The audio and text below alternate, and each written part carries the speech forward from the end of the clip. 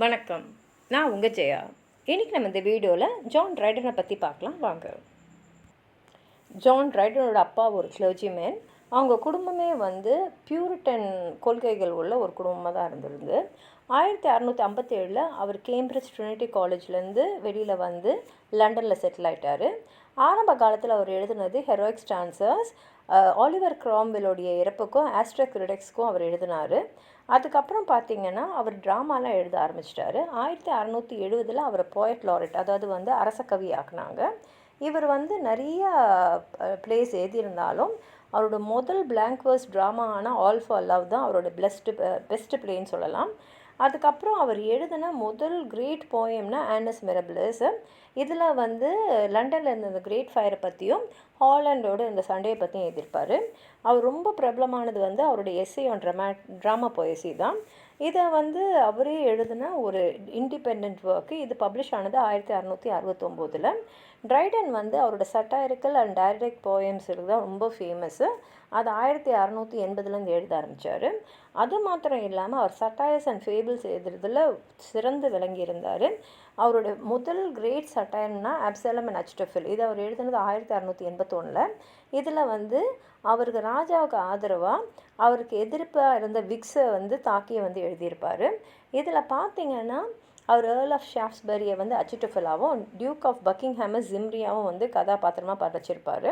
அவரோட மற்ற 2 கிரேட் சட்டாயர்ஸ்ன்னு பார்த்திங்கன்னா மெடல் அண்ட் மேக்ஃப்ளினும். இது ரெண்டுத்துமே 1682 தான் எழுதினார். இதில் மெடல் ஷாஃப்ஸ்பரி எதிர்த்து ஒரு அப்யூசிவ் சட்டாயராகவும், அப்யூசிவ்னால் திட்டி ஒரு சட்டாயருக்கு எழுதியிருக்கிறதும், மேக்ஃப்ளினோ அவருடைய முன்னாடி ஃப்ரெண்டாக இருந்து அதுக்கப்புறம் ஒரு விக் போய்ட்டாகவும் இருந்த தாமஸ் ஷாட்வெல்லை பற்றி தான் எழுதியிருப்பார். அந்த காலகட்டத்தில் பார்த்திங்கன்னா நிறைய கேத்தலிக்ஸும் ஆங்கிலிகன்ஸுக்கும் எப்போ பார்த்தாலும் ஒரு சண்டை இருந்துகிட்டே இருக்கும். அதை தான் அவரோட லிஜிகோ லைசியில் எழுதியிருப்பார். அப்புறம் ஹிண்டன் பேந்தர்லேயும் அதான் தீமாக இருந்திருக்கு.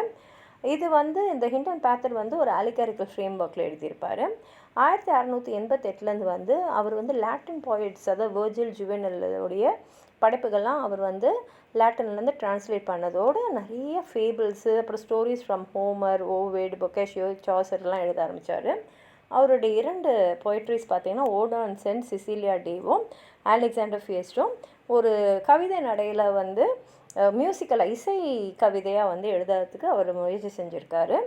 ட்ரைடன் தன்னை பற்றி என்ன சொல்லியிருக்காருன்னா, என்னோடய மொழியை அதுவும் முக்கியமாக கவிதை மொழியை என்னால் முடிஞ்ச அளவுக்கு சிறப்பாக நான் முன்னேற்றிருக்கேன்னு சொல்லியிருக்காரு. அவரோட சட்டாயர்ஸ் அந்த கால சமுதாயத்தை தாக்கி தான் இருக்கும். ஒரு குறிப்பிட்ட நபரை பற்றி அவர் எழுதியிருந்தாலும் அதை படிக்கும் போது அது யூனிவர்சல், அதாவது உலகத்தில் இருக்கிற எல்லாருக்குமே அதோடு நம்ம குறிப்பிட்டு சொல்ல முடியும், இவரை பற்றி தான் இது அப்படின்னு சொல்கிற அளவுக்கு பொதுப்படையாகவும் எழுதியிருப்பார். ஆனால் குறிப்பிட்ட ஒரு நபரை தான் தாக்கி எழுதியிருப்பார். அதே மாதிரி டைடாக்டிக் வேர்ஸ் எழுதுறதுல அவர் ஒரு மாஸ்டர். அவர் மாக் ஹெராயிக் டோனை ஹெராயிக் காப்லெட்டில் சூப்பராக எழுதியிருப்பார். அது மாத்திரம் இல்லாமல் அவரோட பொய்ட்ரியில் பார்த்திங்கன்னா அவர் கிரேட் பொய்ட்டாக இருந்தாலும் அவ்வளோ பொய்ட்ரிக் குவாலிட்டிஸ் இல்லை. அதே சமயத்தில் மக்களுக்கு என்ன வேணுமோ அதை தான் அவர் கவிதையாக எழுதி கொடுத்துருப்பார். அவங்க ரசனைக்கு ஏற்ற மாதிரி தான் எழுதுவார். அதாவது மக்களோட ரசனைக்கு ஏற்ற மாதிரி எழுதக்கூடிய ஒரு போய்ட் அவர்.